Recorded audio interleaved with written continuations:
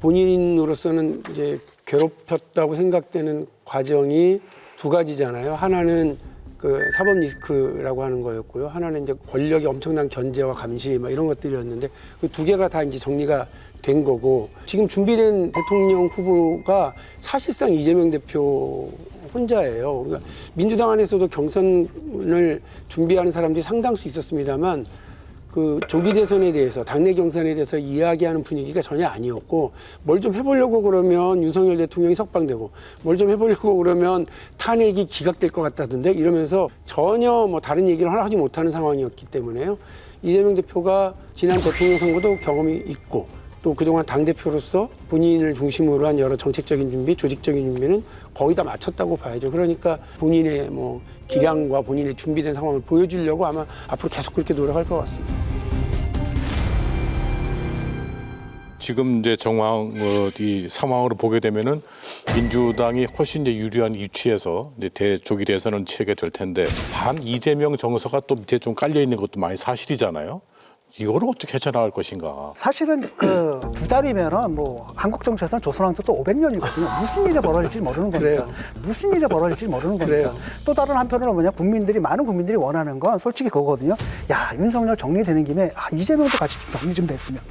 이런 뭐 마음이거든요. 근데 지금 뭐냐면 윤석열 대통령은 심판을 받았어요. 네. 남는 건 뭐냐, 헌법재판소 결정문에도 나오지 않습니까? 뭐라고 나옵니까? 여기 야당의 책임도 있다라는 겁니다.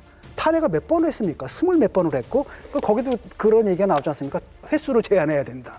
이런 얘기가 나온단 말이죠. 그럼 국민들은 뭐냐? 그래, 저긴 책임졌어, 이제. 너는 책임 어떻게 질 거냐? 이거거든요. 이거를 물으려면 뭐냐면은 적어도 탄핵에 대해서는 이제 깔끔하게 정리가 돼야 됩니다. 그 중도층을 잡아야 된다는 얘기를 국민의힘에만 얘기하는데, 민주당과 이재명 대표에 대해서 중도층을 잡아야 하는 게 큰 과제예요. 그러니까 그 MBS인가 그 조사 보면 그 이재명 대표 지지율이 한 33% 나오는데, 지지하지 않는 후보 없다고 하는 분도 35% 정도 나옵니다. 그 조원 씨나 그러니까 그 여론조사 결과 보니까 이재명 대표하고 이름을 뺀 국민의힘 후보하고 하면 이름을 뺀 국민의힘 후보가 더 높게 나오는 조사 결과도 있어요. 그 말은 뭐냐면 여전히 이재명 대표도 중도층 확장이 과제로 남아있다. 그게 숙제라는 점을 시사하는 거죠.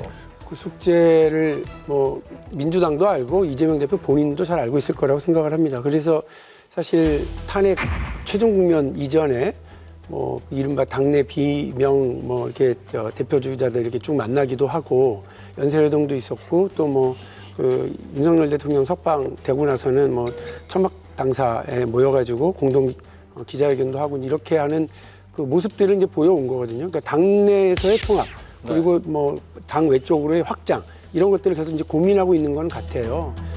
그리고 그 이런 확장 전략도 있어야 되지만, 동시에 역대 대통령이 된 사람들 중에 비토층이 없었던 사람은 또 없어요. 네. 그러니까 이거를 어떻게 잘 극복해내느냐가 되게 중요한 과제이기도 한다, 저는 그렇게 생각합니다.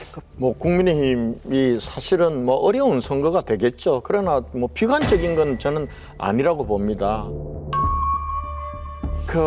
저희 당은 줄잡아 후보가 한 10명 정도 됩니다. 민주당은 이미 메이드 됐잖아요. 오늘 말씀드리니까 저는 박용진 의원께서 도전할 줄 알았는데 이미 뭐 딱 이재명 후보로 딱 고정시켜 놓고 생각하시는 것 같아요. 그렇게 얘기하고 하시는 거 아니에요?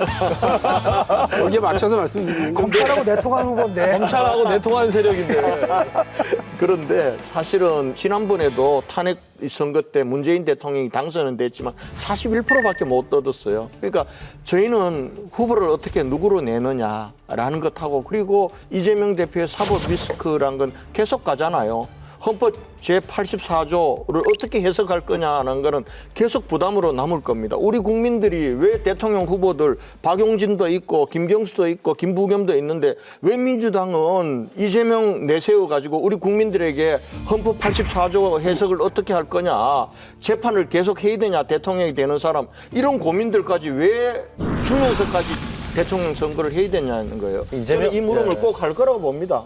이재명 대표에 대한 비호감도가 이렇게 높은 거는 사실인데, 이재명 대표가 당대표가 된 이후에 이렇게 안정적이고 강력하게 야당을 이끌어온 것도 사실 드문 사례예요. 그래서 뭐저 비명계에서 뭐 오픈 프라이머리 하자 뭐 여러 가지 하는데 어떤 룰을 대도 이재명 대표와 경쟁하기가 어렵고 시간이 너무 없잖아요. 그래서 아마 이재명 대표 측에서는 아마 뭐 추대 형식으로 후보가 되기를 바랄 거예요. 경선을 하거나 이런 형식을 원하지 않을 겁니다.